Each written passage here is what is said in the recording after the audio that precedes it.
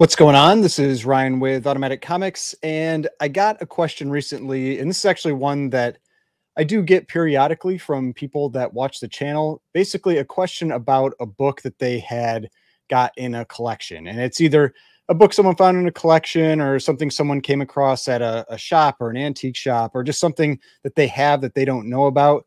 And I thought it would be helpful to put all the information in one place about how I research a book when there's something I'm not sure about or something I want to find out about the book, including pricing. So we're going to talk about finding that pricing information and finding that basic information about the book to make sure you know what you have. So let's get into this.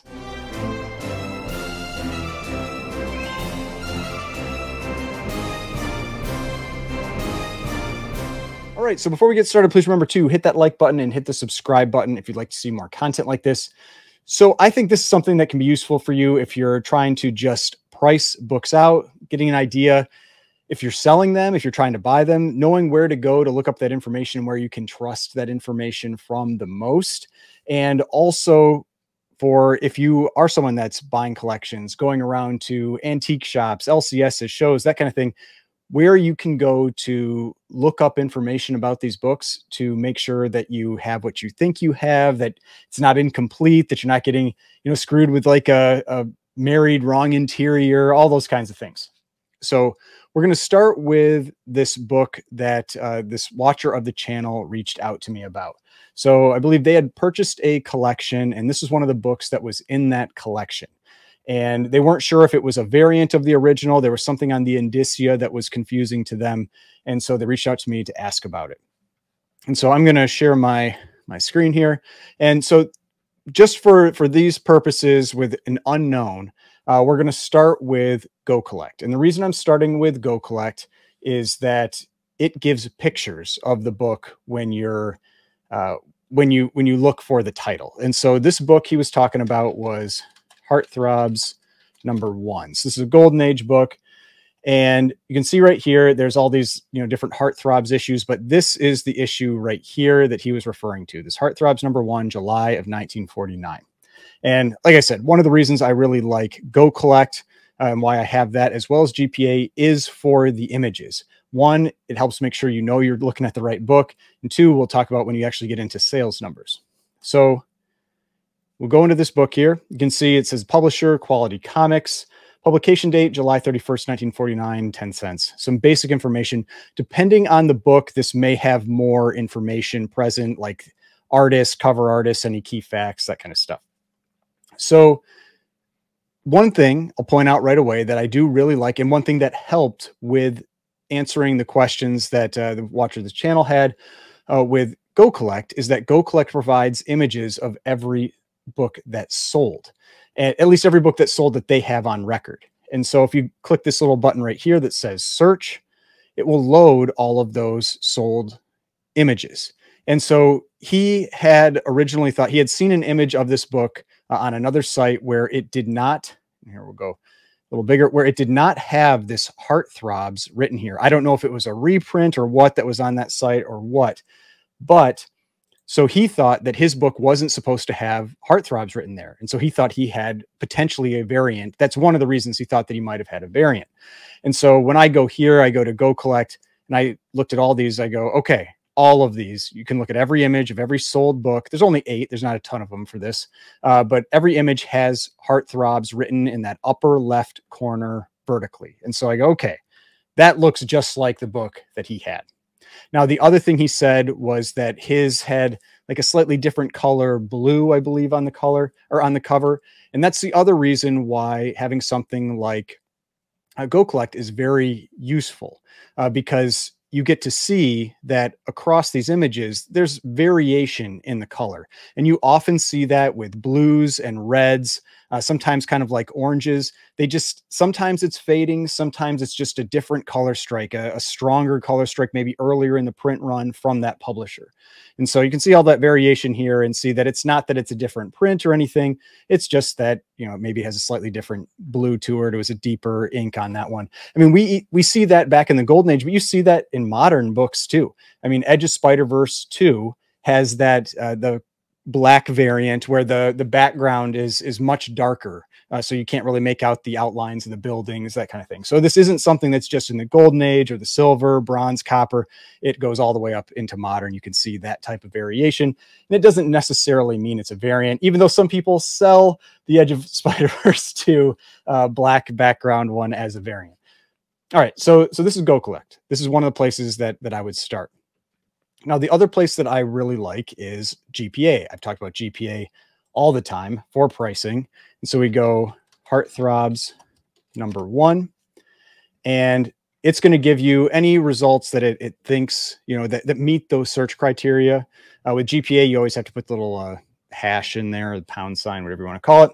And one of the things I like is that GPA gives you the earliest result first. It organizes them in order of oldest to newest. It makes things, for me, a little easier to parse through. Sometimes with GoCollect, when you have results that have where a lot of them can have the same words in them, it can be a little tricky sometimes to find the specific issue that you want.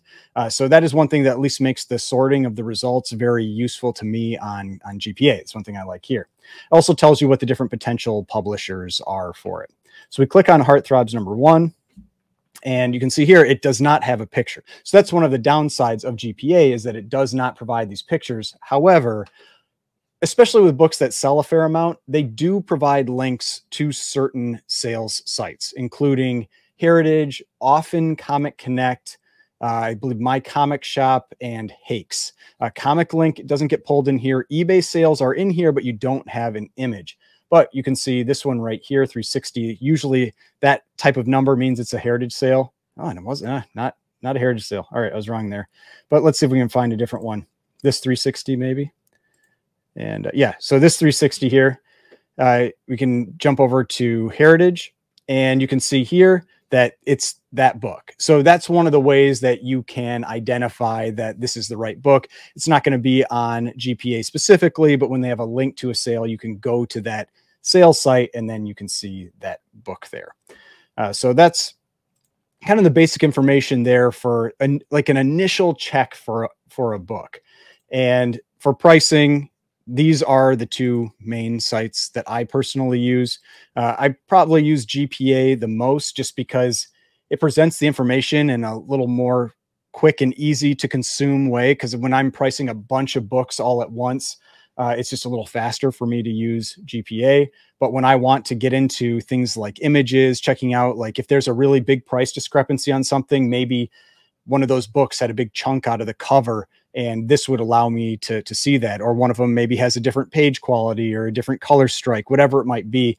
And that's where GoCollect can be very helpful. So for pricing, those two are my preferred options. They are pay services. They aren't that expensive. I think GoCollect, I think I pay $6 a month, and GPA, I think I pay, it's like $12 a month. So it's not like it's very expensive. If you're spending hundreds or thousands of dollars on comics, absolutely you should have these.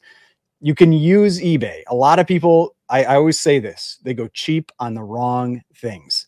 You know, they're saving a few dollars and it costs them hundreds or thousands of dollars because they go, oh, I don't want to pay that subscription service, so I'm just going to use eBay sold listings or whatever. And especially when you're talking about more expensive books, more rare books, eBay sold listings just aren't going to cut it. And so that is why I really do recommend, I'm not sponsored by any of them, but I do really recommend GPA and GoCollect.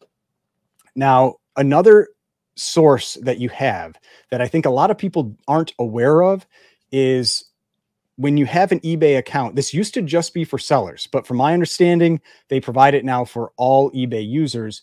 When you go into your eBay seller hub, you have this little link called research. And when you go to research, you can search for any book that you want. And so, for example, we could look up Heartthrobs #1, 1949, and we can go back a lot further. So if you're looking at sold listings on eBay's main page, you can only go back 90 days. But if you go into this research tool, this Terapeak research tool, you can go back 3 years. And so now we do this research here. and it gives you a general idea of what this book is sold for. You have some images. Now, so this allows you to see if you're actually looking at the right thing or not. And so here we can see Heartthrobs #1. This is definitely the same book. Heartthrobs #1, definitely the same book. And so you can go through this and you can actually get pricing information. Now, the other thing that's really important with using this page versus this page is that this gives you the actual sold number. If the book sold for a best offer, or if the book was sold by the seller sending an offer through eBay's messaging system, when you look here, it gives you the actual sold number, the real sold number. If you look here, it does not. If it's a best offer, it just says best offer, I believe, with like a strike through or something like that. And if it was actually sold through their messaging system, it just says it sold at that full price. So you might not have any idea what that book actually sold for if you're just using an eBay search. But if you're using this Terapeak one, this price that it gives you here will be the official sold price for that book. So just something to be aware of, that if you are trying to price through eBay, even though I don't really recommend it, you can use it if you're buying like modern stuff, you know, things that are, or even copper and bronze books that sell pretty regularly. You can use this, but make sure you use this page because that will get you the actual sales number. This number that's right here. All right. So that's for pricing and looking at books like that. Now, one of the other issues was, and this came up with this Heartthrobs #1, was he thought it might be from a different publisher. And so one of the things that you can also do is you can use this site that I've referenced quite a few times called the Grand Comics Database. It's www.comics.org. And if you go to this site, it has almost every comic in it. It's not every comic. You occasionally will come across something extremely obscure that isn't in here, but it has almost everything. And so if we look up Heartthrobs #1, we're going to see a few different options here for results. You can see here there is actually a Canadian version of this book that would have been published by Bell Features, and there's a US version of this book published by Quality Comics. And so if we go into this one, the issue was part of one of the other things that had confused the person who was watching this channel was that on the indicia for the book, it said comic magazines. You can see this right here. What the indicia is when you open up the book, it's usually either on the backside, the bottom part of the backside of the cover, or it's on the bottom of the first page. It'll list details like the title of the issue, the number, the publish date, the publisher, all that kind of stuff, like what you'd normally see in a book. And it says the publisher is Comic Magazines, but everywhere else, this says the publisher is Quality Comics. It says it right here. It says it right here. But this also has National, I don't know, Pershing Public. I don't know what PR is. And Arlay, however that's pronounced. But when we go here, we see the publisher's brand is Quality Comic Group. It's just that in the indicia, it's under Comic Magazines. And so this is one of those areas where you can get little details like that that will clear up some of those questions. The other thing that's very useful that I use this site for all the time is page counts. Now, when you're talking about silver, bronze, modern, for the most part, you can assume 36 pages. That means the covers, then, or you have the front cover, 8 pages to center, 8 more pages, and then back cover. That's normally what you have in a more modern book from the Silver Age up till now. But if you're talking about Golden Age, it can be anything. I had one book that I think was 164 pages. You have all the time, you have some that are 52, some that are 60, some that are 64, some that are 36. They can be all 48, I think is one that I have periodically. They can be all over the place. And so when you go here, it gives you the pages. This number here is the total with the covers, where each side of the page counts as 1. So this is where I get the page counts for almost everything. The other thing that is very useful, and this is if you have any question about if the interior does not match the exterior, like it's a detached cover. Like with that Golden Age collection that I bought, I had multiple instances where somebody had married a cover to a wrap that did not match the cover. It was actually the interior from a different book. And so whenever I have a detached cover, especially when the staple holes don't line up, that's what really tells you that there might be something wrong or that there is something wrong. What you can do is you can again go to this site, look up that book, and it will tell you many of the stories. Sometimes this isn't always fully complete, but it'll have a lot of them. Many of the stories and their titles that are in that issue. And so you can open up the book and start looking through and see like, oh, here's a story called Spoiled Brat. Here's one called Ringside Heartbreak. Okay, I know I at least have the correct interior. Now, it could be a married cover if the staples don't line up, staple holes on the cover don't line up to the interior. That's a different issue, but at least this tells you that, or it can be a way to tell you if you have the right interior or not. So just something that's also very useful with Grand Comics Database that I wanted to point out. Now, the last thing, and then I've got a couple books I was going to show with this as well, is just the CGC Census. And so this is if you want to get an idea how many of those books have been graded. Now, just always remember that the more valuable a book is, the more likely it is to have been graded. The more rare a book is and valuable means it's more likely that the book has been graded. But this does give you at least some idea of kind of what's out there. And it lets you know if maybe if you have a really high grade copy, if you might have the best known graded copy or potentially known graded copy. So that might be a motivation to go and get that book graded. Because a lot of times with some of these books, maybe they don't have a lot of value unless they're the best on the census. That is definitely a thing that drives value. So if we go to Heartthrobs #1, so we're on the CGC page. This is under resources and CGC Census right here. We do a search. It's going to give us two results. One of them is this Bell Features one, and one of them is Quality Comics Group. So we're going to click on the Quality Comics one. And you can see here there are 19 universal copies. There are 2 restored, 21 total, and the highest graded copy is a 9.8. I wouldn't be surprised if, I mean, it's probably some pedigree, something like that. I mean, let's see if it's sold. I mean, the Edgar Church says it's a 9.6, but I wouldn't be shocked. Let's check here because there's no 9.6 anymore.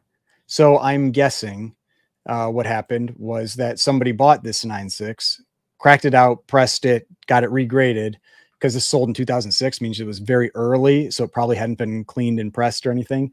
And then they resubmitted and got the 9.8. So I wouldn't be shocked if this 9.8 is one of the Mile High Edgar Church pedigree copies. But this just gives you an idea, you know, what's out there. Is your book maybe worth grading or not grading, depending on where it falls on that census? Just something that's useful to be able to reference. Now, I had 2 books here that I just wanted to point out potential challenges that you might run into when you are trying to, you know, look up a book. And so I'm going to just go full screen here. And the first one here is this book right here. This is one of the books that I got in that Golden Age collection. And so you would think probably if you just saw this, that this is Popeye number 113. But in fact, it is not Popeye number 113. This is 4-color number 113.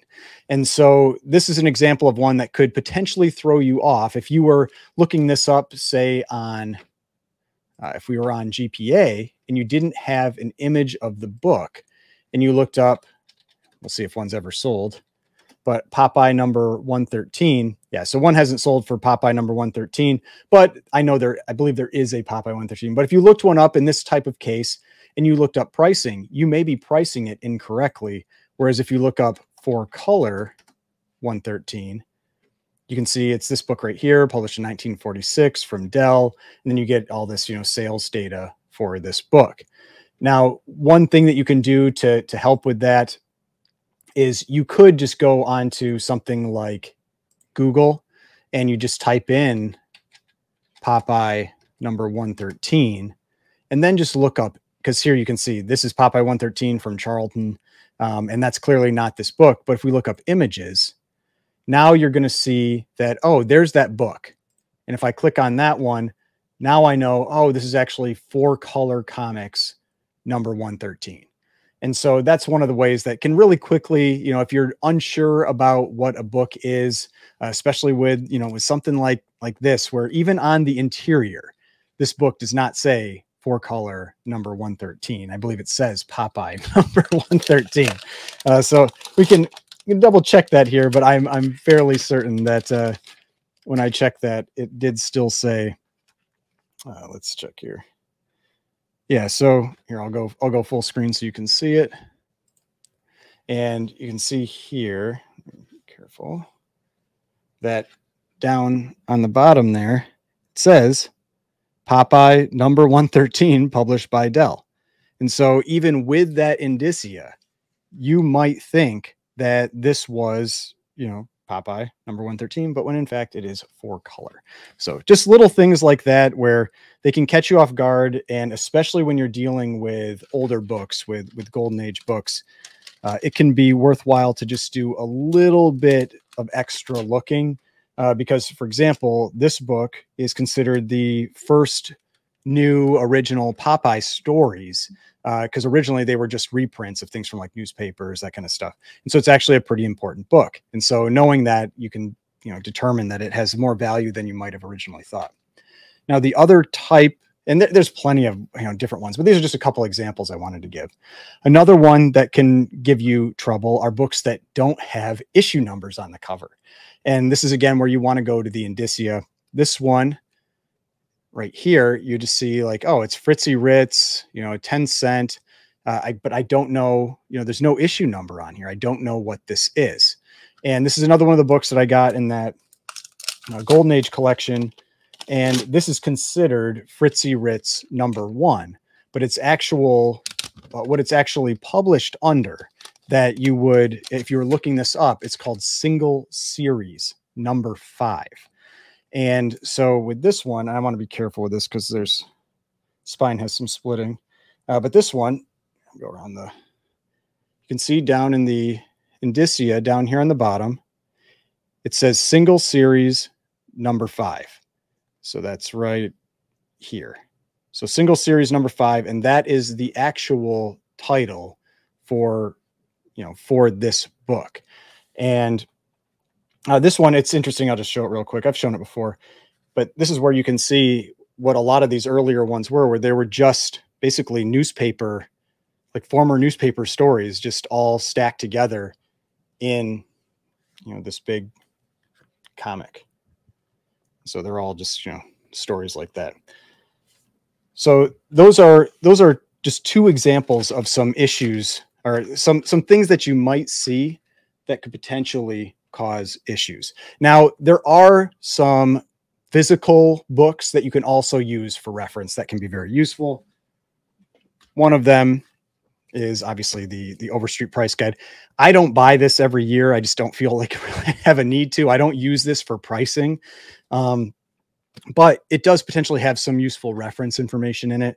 And so if I mark the page, if we go to this page right here, we've got up at the top, this is Heartthrobs number 1. And it just gives you little bits of information. It says it's a Ward cover, Gustafson art, 9 pages of Gustafson art. It gives you the year, that kind of thing. And so there are some useful pieces of information that can potentially be found in the Overstreet Price Guide. But again, I do not recommend it for pricing at all. I do not recommend the Overstreet Price Guide for pricing at all. I recommend using actual sold listings. This can be way, way off. It can be right sometimes, like a stopped clock, but it is not one that I really recommend very much. The other one that is very useful, and I've talked about this reference guide before, is the Gerber Photo Journal. And so there are 2 of these for the Golden Age. This one is A through J. The other one is K through Z. And I've shown these before in the past. Let's see if I got the right page marked here. Yeah. So on the interior for these books, they've got pictures. It's not every Golden Age book, but it is a ton of them. It's a huge percentage of the books, and it's just page after page after page of these. And so one thing is if you're new to Golden Age, it's very useful. It's something you can go through. Helps you see what types of books are out there, what you might be interested in. But it also has some very useful information in this book. And so I'll show that real quick. So here we jump to the, we jump to the H's here, and we can see down on the bottom, where is it? Right over here is Heartthrobs #1. And so over on the, in the text over here, it has little bits of information about each of those books. And the type of information that it provides is, it's got, this thing is huge. So type of information it provides, it's got the publication date, it's got artist information, but it also has what's called the scarcity index. And so when people are talking about if a book is scarce or not, that's generally what they're referring to. It goes from, what is it, 1 to 11? Does it go to 11? Can't remember. Yeah, it goes from 1 to 11. So 1 is very common, 11 is non-existent. Now, this book has very specific numbers that correspond with whether the book is non-existent, unique, very rare, rare, all that kind of thing. Those I wouldn't really trust. I would trust more the general rarity of the book that's identified in here. Because, for example, there are plenty of books in here that it classifies as rare or scarce. But then when you go to the CGC Census, you can see already that there are more than that on the census, than the number that they have in there. So I think it's more useful as a comparative reference for scarcity than it is necessarily for the actual known number of copies that are out there. So that's one thing that's very useful, and this gives you an idea how rare that book might be. The other thing that's in here is it has a, they call it it's like a comparative value. It's RVI. It's a relative value index. And it's just telling you approximately what the book is worth compared to other books in here. And so, for example, for Heartthrobs #1, it has a relative value index of 70. And so that means if you had another book in the same condition that had a relative value index of 140, it would be worth twice as much as Heartthrobs #1. This one also has a scarcity index of 5, which is pretty standard for Golden Age. 4 to 5 is a pretty standard book for Golden Age. Now, like I said, I wouldn't take those scarcity indexes as gospel. There are definitely books out there that this says aren't as scarce, but they really are. And so it's not always right, but it is, again, it's just another point of reference that you can use if you're needing to research a comic. And these ones, generally, I just recommend buying them used on like eBay. They're pretty expensive, even used, but they are extremely good references, especially if you're looking into getting into Golden Age. But that was everything I wanted to cover. Hopefully this is useful. I don't know how many people are actually going to watch this, but I thought I get these types of questions enough that I thought putting all of this into one place that people could maybe come to and reference if they're wondering about a book, this can teach them some different places that they could go and find information. Because, I mean, we all had to start somewhere. I've had books that have taken me a little bit to figure out. And even with this, you might still come across some books that you just can't find any information on. But using one source is never really going to be enough to cut it, especially in the Golden Age. It's good to have as many sources as possible. Hopefully you enjoyed this. If you did, just hit that like button, subscribe button, notification bell, all that kind of stuff. And I will see you on the next one.